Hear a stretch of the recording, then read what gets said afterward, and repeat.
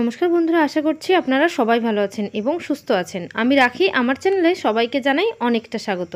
তো বন্ধুরা, প্রতিদিনের মতো আজও চলে এসেছি খুবই গুরুত্বপূর্ণ কিছু টিপস নিয়ে, যেগুলো আপনাদের অনেকটাই কাজে আসতে পারে এবং সংসারের শত কাজের মধ্যে থেকেও আপনারা নিজেদের জন্য ঠিকই সময় বের করে নিতে পারবেন। তো আমি চলে এসেছি আমার প্রথম টিপসে বন্ধুরা, আমরা বড়রা অথবা ছোটরা সবাই যখন মোজা পরতে হয়, সেই মোজাগুলো যখন পরে রাখা হয় দেখবেন আমরা ধুয়ে দিই। তো সার্ফ সাবান দিয়ে যতই ধুয়ে দিই, সেই মোজা থেকে বাজে একটা স্মেল আসা কিন্তু বন্ধ হয় না। তো তখন আপনারা কি করবেন, এরকম মোজা আমরা কেচে ধুয়ে দিচ্ছি তারপরও গন্ধ যাচ্ছে না, তখন অনেকটা সমস্যা। তো আপনারা কি করবেন, দুটো মোজাকে একসঙ্গে করে এইভাবে রোল করে নেবেন। এইভাবে রোল করে নেওয়ার পর আপনারা কি করবেন, আমাদের বাড়িতে প্রত্যেকের বাড়িতে কিন্তু আমরা সুগন্ধি যে সাবানগুলো আছে আমরা ইউজ করি, তো ওর প্যাকেটগুলোকে কখনো কাজে লাগাই না, ফেলে দিই। তো এই খালি প্যাকেটের মধ্যে এই মোজাগুলোকে রোল করে আমরা যদি রাখতে পারি, তাহলে এইভাবে সবসময় রেখে দেবেন, মানে রাতের দিকে রাখবেন, বিশেষ করে সকালে উঠে দেখবেন মোজার মধ্যে আর কোনো বাজে গন্ধ নেই। বাইরে কোথাও ঘুরতে যাচ্ছেন তখনও কিন্তু মোজাটাকে এই সাবানের প্যাকেটের মধ্যে করে নিয়ে যেতে পারেন, তাহলে মোজার মধ্যে কোনো বাজে দুর্গন্ধ আসবে না, কোনো সমস্যা হবে না মোজা নিয়ে। তো বন্ধুরা, আশা করছি আমার এই টিপসটা আপনাদের অনেকটা কাজে আসবে, অনেকটা ভালো লেগেছে। যদি খুব ভালো লাগে অবশ্যই কিন্তু আমাকে একটু কমেন্ট করে জানাতে ভুলবেন না। তো আমি চলে যাব আমার পরবর্তী টিপসে।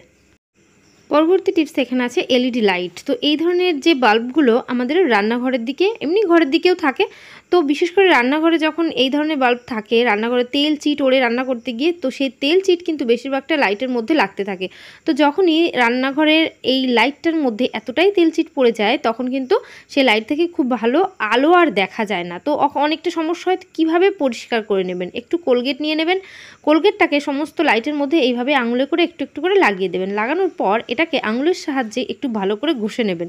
তাহলেই দেখবেন এর মধ্যে যে জেদি দাগগুলো, নোংরা তেলচিট পড়ে আছে, অনেকটা জেদি উঠতে চাচ্ছে না, সে সমস্ত দাগগুলো কিন্তু খুব সহজে উঠে যাবে। তো এইভাবে একটু হাত দিয়ে ঘষে নেবেন। ঘষে নেওয়ার সঙ্গে সঙ্গে, কারণ কোলগেটের মধ্যে ক্লিনিং প্রপার্টিস আছে আমরা জানি, তো এই যে কোলগেটটা দিয়ে ঘষার পর একটা শুকনো কাপড় অথবা তুলো নিয়ে নেবেন, নিয়ে একটু মুছে নেবেন। একটু মুছে নেওয়ার সঙ্গে সঙ্গে দেখতেই পাবেন যে নোংরা কালির দাগগুলো ছিল, তেলচিট পড়েছিল, উঠতে চাচ্ছিল না, সে সমস্ত দাগগুলো কিন্তু খুব সুন্দরভাবে উঠে পরিষ্কার হয়ে যাবে। তো এখানে দেখতেই পাচ্ছেন লাইটটা কিন্তু অনেকটা সুন্দর পরিষ্কার হয়ে গেছে। এইভাবে লাইট জ্বালানোর পর এবার কিন্তু খুব সুন্দর ভালো আলো দেখা যাবে, কারণ কালি পড়ে গেলে কিন্তু আলোটা আর ভালো চারিদিকে ছড়ায় না। তো আশা করছি এই টিপসটা অনেকটা কাজে আসবে। চলে এসেছি পরবর্তী টিপসে। এই সিঙ্কের মধ্যে সকাল থেকে রাত পর্যন্ত আমাদের সমস্ত কাজ করতে হয়, মানে বাসন ধুতে হয়, এর মধ্যে সবজি ধুতে হচ্ছে, এর মধ্যে মাছ মাংস ধুতে হচ্ছে। তো এই সমস্ত কাজ করতে করতে না, এই সিঙ্কটাকে পরিষ্কার দেখা গেলেও কিন্তু এর মধ্যে জীবাণু থেকে যায়। তো এখন আমরা কিভাবে এই সিঙ্কটাকে পরিষ্কার করব, যার ফলে এর মধ্যে যদি জলের যে খারের দাগগুলো থাকে, সেই খারের দাগগুলো উঠে যাবে। যদি কোনো মাছ মাংস ধোয়ার পর বাজে আষ্টে গন্ধ আসে, সেই বাজে আষ্টে গন্ধটা চলে যাবে। পরিষ্কার যদি না থাকে, মানে অপরিষ্কার থাকে, সেটাও কিন্তু খুব সুন্দর পরিষ্কার হয়ে যাবে। একটু ব্যবহার করা চা পাতা নিয়ে নিয়েছি। তো এই যে চা আমরা খাওয়ার পর যে চা পাতাটা পড়ে থাকে, সেই চা পাতা আর একটু লবণ দিয়ে দিচ্ছি। তো লবণ আমরা জানি সবাই ক্লিনিংয়ের জন্য ভীষণ উপকারী, এজন্য আর জীবাণু নাশ করে। তো আমাদের সিঙ্কের মধ্যে পাইপলাইন থেকে অনেক জাম উপরে উঠে আসে, সেগুলো কিন্তু মারা যাবে এই লবণের ফলে। আর এর মধ্যে দিয়েছি কি, এর মধ্যে চা পাতা আছে। চা পাতা ক্লিনিংয়ের জন্য উপকারী, একটা খুব সুন্দর সুগন্ধ ছড়াতে থাকবে। তো সিঙ্কের মধ্যে একটা স্কচব্রাইট নিয়ে নিয়েছি, স্কচব্রাইটটার সাহায্যে এইভাবে একটু ডলে নেবেন। ডলে নিলেই কিন্তু খুব সুন্দর পরিষ্কার হয়ে যাবে। জলের যে একটা দাগ আছে, মানে খারের যে দাগ, সেই দাগটাও খুব সুন্দরভাবে উঠে যাবে।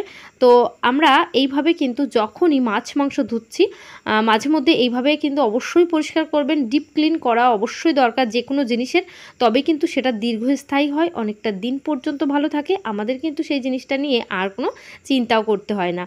তো বন্ধুরা, এখনই কিন্তু আমি এটাকে জল দিয়ে ধুয়ে দিচ্ছি। জল দিয়ে ধুয়ে আপনাদের দেখিয়ে দিচ্ছি কতটা সুন্দর পরিষ্কার হয়েছে। তো এইভাবে অবশ্যই কিন্তু আপনারা সিঙ্কটাকে পরিষ্কার রাখবেন, তাহলে জীবাণুমুক্ত তো থাকবে, সঙ্গে কোনো দাগ ধাব্বা থাকবে না, আর একেবারে নতুনের মতো চকচক করবে। তো বন্ধুরা, আশা করছি আমার এই টিপসটা আপনাদের অনেকটা কাজে আসবে, অনেকটা ভালো লেগেছে। যদি ভালো লাগে অবশ্যই আমাকে জানাতে ভুলবেন না। আর আমার চ্যানেলে যারা নতুন আছেন অবশ্যই কিন্তু চ্যানেলটিকে সাবস্ক্রাইব করবেন, অল নোটিফিকেশন অন করে দেবেন, তাহলে এই ধরনের ভিডিও সবার আগে আপনাদের কাছেই পৌঁছে যাবে। চলে এসেছি পরবর্তী টিপসে। আমরা কিন্তু এখানে একটা মিক্সার জার নিয়ে নিয়েছি। মিক্সার জারের মধ্যে আমরা কিন্তু সমস্ত কাজ করি, যেমন মশলাপাতি পেস্ট করছি, মাংসের কিমা তৈরি করছি, যে কোনো জিনিস গুঁড়ো করতে গেলেও আমাদের মিক্সার জারটাই প্রয়োজন হয়। তো এই সমস্ত কাজ করতে করতে মিক্সার জারের যে ব্লেডটা ধার কমে যায়, আর পেঁয়াজ রসুন এর মধ্যে পেস্ট করতে করতে একটা বাজে গন্ধ আসে, তখন একটু চা পাতা নিয়ে নেবেন। মানে আমরা সকাল সন্ধ্যায় কিন্তু সবাই চা খাই, চা খাওয়ার পর এই চা পাতাটা আমরা সেকনির মধ্যে রাখি। অনেকে ফুল গাছের গোড়ায় দেওয়ার জন্য রেখে দেয় সার হিসাবে, আবার অনেকে ফেলে দেন। তো ফেলে না দিয়ে এইভাবে কাজে লাগাবেন। এর মধ্যে দিয়ে দিয়েছি একটু লবণ, আর লবণ দিয়ে একটু ঘুরিয়ে নিয়ে এসেছি। আনার পর কী হবে, চা পাতা ছিল এর মধ্যে, এর জন্য এর বাজে স্মেল দূর হবে। এর মধ্যে লবণ দিয়ে দিয়েছিলাম, তাহলে কি হবে, ধারটা খুব ভালো হয়ে যাবে।